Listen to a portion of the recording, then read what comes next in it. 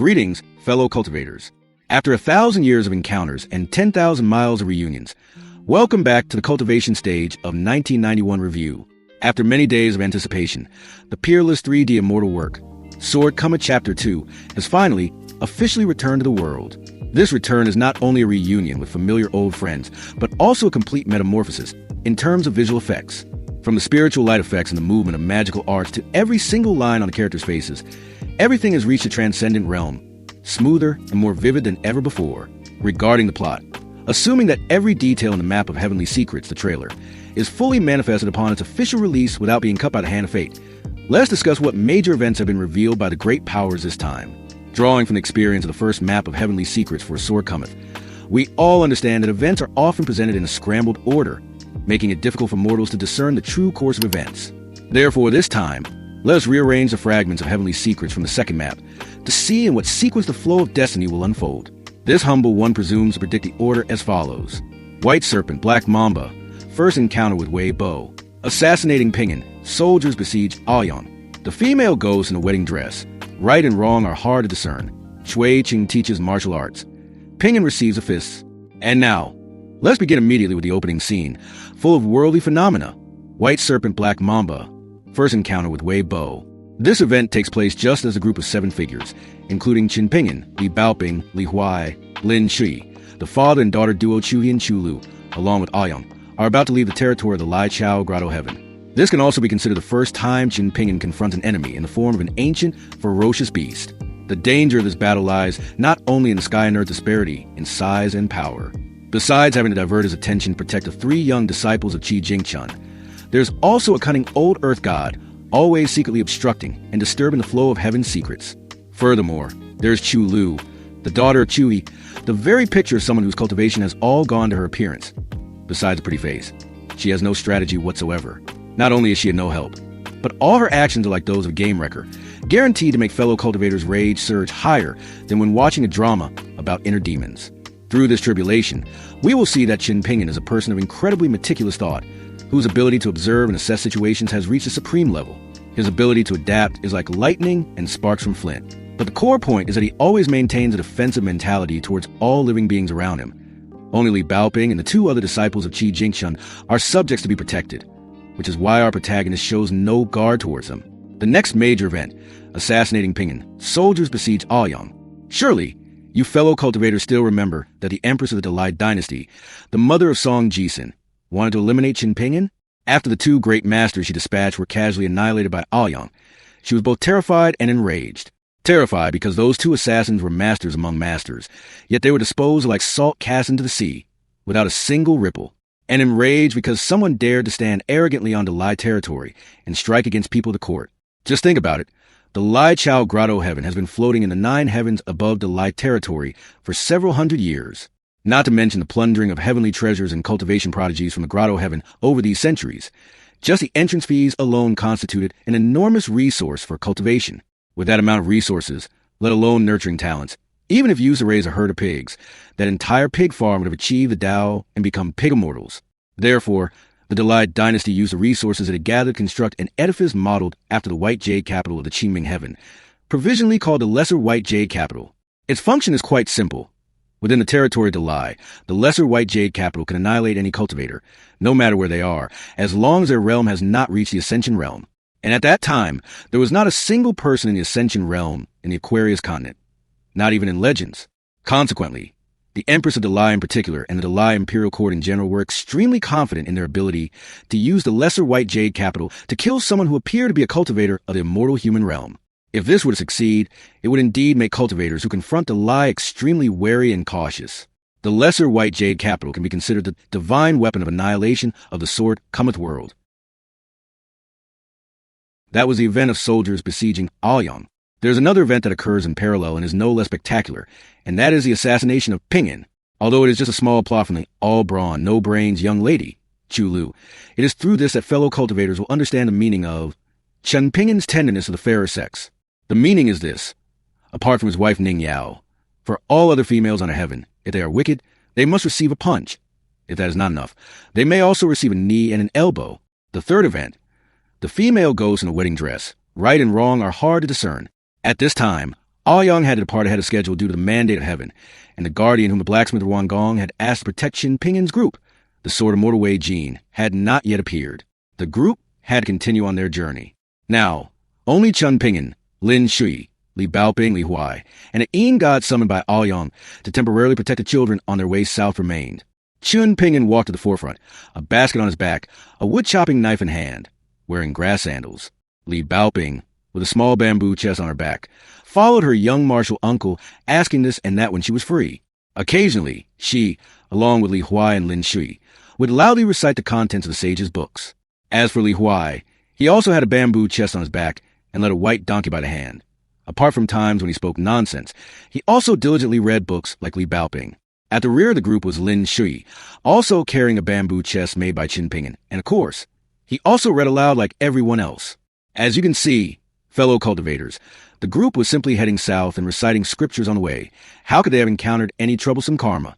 Furthermore, the leader of the group was Chen Pingin, a young man who had made a living in the mountains since childhood, extremely knowledgeable about the various rules and taboos of entering the mountains, coupled with an exceedingly cautious personality.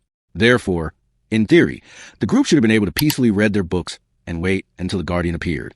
However, when the four of them reached the territory of the Xiuhua River, there was a female ghost in a wedding dress in this mountain. She hated scholars to the very marrow of her bones, and the entire mountain above the Xiuhua River could be considered her domain. For this reason, in recent years, any scholar who passed through this mountain was captured by her and taken to her residence to be used as fertilizer for the flowers in her garden. Many cultivators came here to rid the people of this evil, and even nascent soul-old monsters lost their lives here. The reason for her hatred of scholars, to put it succinctly, is simply hatred born from love. She believes she was betrayed by a scholar, so her obsession and killing intent are directed at any scholar she sees. Therefore, upon seeing the last seeds of literary lineage, a place where scholarly aura converges, namely, the three students of Qi Jingchun, the killing intent of the female ghost in the wedding dress could not be restrained. Not only is her realm profound, but she is also within her own domain. It is unknown how Chen Pingin will overcome this tribulation, and more importantly, how this event will affect Chen Pingin's Tao heart. The fourth event, Sword Sister repays a favor. The mountain god receives a sword. A considerable time after the event of the female ghost in the wedding dress, Chen Pingin's group had left the territory of Dalai. The Sword of Mortal Wei Jin had also fulfilled his promise to Ruan Gong, so this guardian had departed. Currently, the group includes young martial uncle Chen Pingin, the red padded jacket wearing Li Baoping, the bratty Li Huai, and the cool-faced handsome Lin Shui. They are joined by three newcomers: the second season's main villain Cui Dongshan, the prince of Fallen Kingdom Yulu, and finally, Cui Dongshan's maidservant, named Xie. Although this event is not lacking in spectacular magical battles from Cui Dongshan, along with details that help fellow cultivators better understand the three students of Qi Jingchun, the focal point of this event is actually scattered throughout the entire process. It is the way Cui Dongshan interacts with Chen Pingin's group. To make an easy-to-understand comparison, the interaction is like that of a stepmother who excessively spoils and condones everything her stepchild does. Cui Dongshan wants to use the small details of the journey to gradually magnify the dark side of human nature, with the goal of unconsciously changing the three's perceptions in the direction he desires. Meanwhile, young martial uncle Chen Pingin must find a way to both preserve the pure nature of Mr. Qi's final students and take advantage of the bait offered by Cui Dongshan to turn it into practical benefits for the three's cultivation. He must also conceal his own thoughts from someone like Cui Dongshan, who specializes in toying with people's hearts. This continues until the needle in the haystack can no longer be hidden, and the conflict between Chen Pingin and Cui Dongshan has no more room for reconciliation. The killing intent and murderous will of both can no longer be concealed. A life-and-death battle is certain to occur. Events will unfold until the conclusion of this event, which is a scene of Chen Pingin fighting side by side with the Sword Sister for the first time. The one receiving the sword is the mountain lord of the tallest, largest, and most ancient mountain in the Grand Grab Heaven world. What will be the outcome of the battle between Chen Pingin, a 13-year-old youth whose physique can temporarily bar the power of a 10th realm martial artist who has never practiced a sword for a single day and is truly facing an enemy with a sword for the first time, and his opponent, the Central Divine Continent's Mount Huey's Mountain Lord, who is at least at the peak of the Ascension realm. This humble one is also eagerly awaiting it. The final event of Chapter 2, Cui Qing teaches martial arts. Pingin receives the fists. After enduring countless hardships to escort Li Baoping and the other two to the Shanya Academy in the capital city of the Great Sui Dynasty, Chen Pingin departed without a farewell and returned to Luapa Mountain. The mountain god Wei Bo, whom he had met during the White Serpent Black Mamba event, had kept his promise and built a 2-story bamboo lodge for Chen Pingin on Luapa Mountain. Originally, This bamboo lodge, if one exclude the fact that its materials were bamboo stalks rich in spiritual energy, was nothing special. However, Li Baoping's older brother, Li Shixing, came to meet Chen Ping'an. Apart from a deep-seated reason to want to compensate for plum for peach swap that you will learn about later, there was another clear reason: to thank Chen Ping'an for taking care of and escorting Li Baoping on her way to the Shanya Academy. For a person like Chen Ping'an, giving him a gift in the form of a physical object is almost impossible. Therefore, Li Shixing used a writing brush, whose quality was perhaps on par with an immortal artifact, named the Wind and Snow Small Hammer, to inscribe countless characters onto Chen Ping'an's bamboo lodge. Those characters included the doctrines of the three teachings of Buddhism, Confucianism, and Taoism, poems, verses, songs, and odes that he considered beautiful, the philosophies of the 100 schools of thought, and the principles he had comprehended about all aspects of life. This transformed the entire bamboo lodge into a vessel of the Tao of the grand hierarch of the White Jade capital. This is the mystical origin of the bamboo lodge on Chen Ping'an's Luapa Mountain. Later, when Luapa Mountain had become a powerful force, that bamboo lodge became its ancestral hall. Inside, incense was burned and 3 portraits were hung. In the middle hung the portrait of the sage of literature, the old scholar.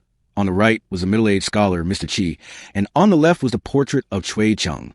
From this, one can see how significant Cui Cheng's position and role were Chen Ping'an. Why did Cui Cheng come to Luapa Mountain? Why did he teach martial arts to Chen Ping'an? How strong was Cui Cheng? That is a long story that needs to be told in a chapter dedicated to Grandpa Cui. Within the confines of this chapter 2, we only get to see how miserably Chen Ping'an was tortured under Grandpa Cui's hand. Having his bones shattered and flesh turned to pulp was as trivial as drinking water. Being flayed and having his tendons pulled was merely considered an appetizer. The physical pain was just decoration for the blows that struck directly at the soul of the 13-and-a-half-year-old Chen Ping'an. Oh, Grandpa Cui, what kind of monster have you created? He is excellent at taking hits, has high pain tolerance, and carries 3 great killing moves on his body. Deity beats the drum, iron cavalry breaches a formation, and clouds steam and marshes unfurl. Chen Ping'an himself grew up in an environment where the townspeople engage in mouth martial arts as a daily routine, and he was neighbors with the #1 mouth martial artist of the Lai Chao Grotto Heaven. And so, after many days of eating beatings instead of rice, under Grandpa Cui's hand, Chen Ping'an officially began to wander the martial world alone, creating a legend of young Master Chen. His words are profound, and his fists are painful. The above are all the major events that this humble one predicts will appear in Sword Cometh Chapter 2. Are you, fellow cultivators, looking forward to watching the series? Please leave a comment under this video and subscribe to the 1991 Review channel to catch the new episodes as soon as possible. See you again, fellow cultivators, in the next videos.